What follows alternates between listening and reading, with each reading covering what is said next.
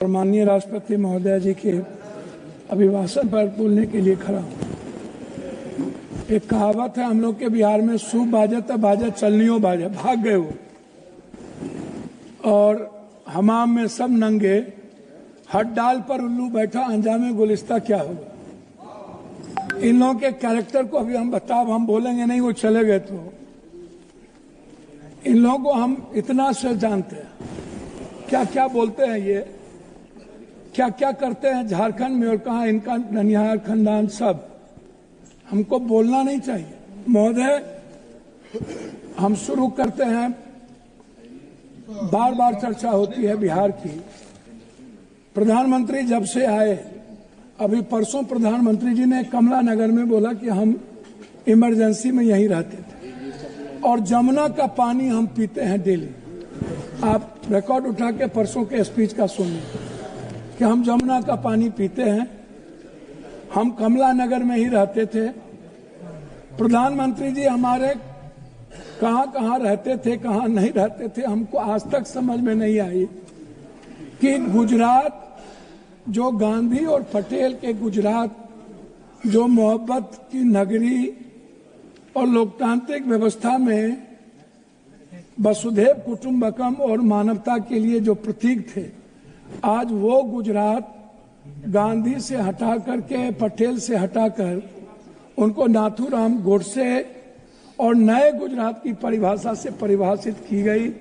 शुरुआत किया गया और जब आए तो उन्होंने काला धन, जाली नोट, 15 लाख रुपया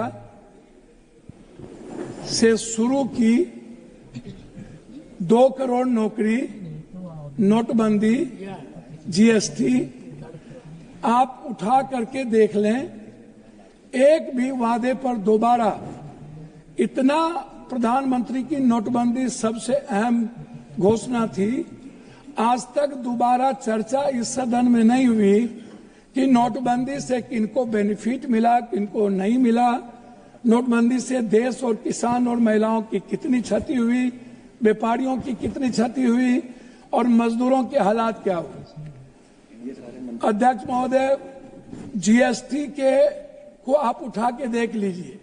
हर व्यक्ति के जेब से पेन, कलम, दवात, पेंसिल, चाय पत्ती, नमक, तेल, सब्जी, दाल, साड़ी, चप्पल, सब चीज पर 3 गुना जीएसटी। ये पैसा मिडिल क्लास के नीचे से लिया जा रहा है। पूरे देश में मिडिल क्लास के पास पैसे नहीं बचे, ना तो नोटबंदी के बाद और ना इतने करे जीएसटी लागू होने के बाद। तो नोटबंदी और जीएसटी को आधार कहा था। लोग कहते हैं हंडी के एक चावल से पता चलती है कि चावल पक गई। अब प्रधानमंत्री जी तिबारा आ गए, 3 बार देश के लोगों ने इन्हें बनाया। हम आपसे कहना चाहेंगे कि अभी जो कुंभ की बात है, प्रधानमंत्री जी हमारे हिंदू के सबसे बड़े, सनातन के विचारधारा कहते हैं कि मैं सबसे बड़ा हूं। मैं एक बाबा का नाम नहीं लूंगा लेकिन कोट करता हूं। उन्होंने कहा कि जो जो लोग मरे हैं वो मोक्ष चलेगा। तो मैं चाहता हूं कि लगभग बाबा और नागा, जो नेता वहां जाते हैं और जो बड़े पैसे वाला, उनको भी डुबकी लगा के मर जाना चाहिए ताकि इन लोगों का कल्याण हो जाए। ये मोक्ष पे चल जाए। भैया सुनिए, मोक्ष में चले जाएं। बाबा लोग वो बोलते हैं कि बाबा ने कहा कि मोक्ष में चले गए, तो मैं चाह रहा हूं कि ऐसे बाबाओं को मोक्ष में चला जाना चाहिए।